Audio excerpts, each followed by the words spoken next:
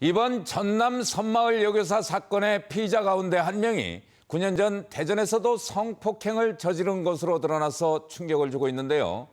9년 동안 오리무중이었던 범인의 행방을 찾는 데 DNA가 결정적 역할을 했습니다.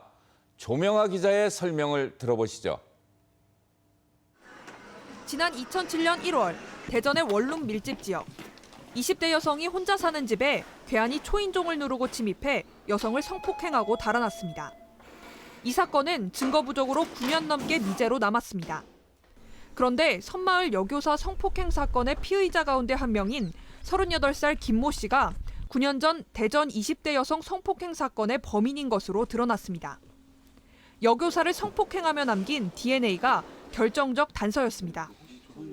경찰이 여죄를 수사하기 위해 김 씨의 입안에서 면봉으로 세포를 채취해 DNA를 확보한 뒤 국립과학수사연구소에서 보관하고 있는 미제 사건 용의자 등 23만 명의 DNA와 비교했더니 대전 성폭행 사건 당시 범인의 DNA와 일치했던 겁니다.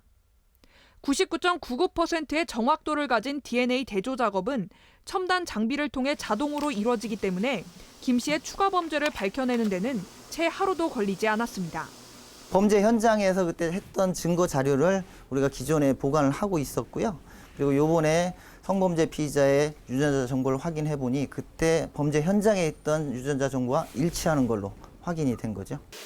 지난 2010년 성폭력이나 강도 등을 저지른 범인의 유전자 정보를 보관할 수 있게 한 이른바 DNA법이 제정된 뒤 검경은 지금까지 DNA 수사로 4,400여 건의 미제 사건을 해결할 수 있었습니다. 9년 전 발생한 성폭행 용의자를 찾게 한 DNA 기록. DNA 증거 자료가 용의자 검거에 중요한 역할을 하고 있습니다. MBC 뉴스 조명아입니다.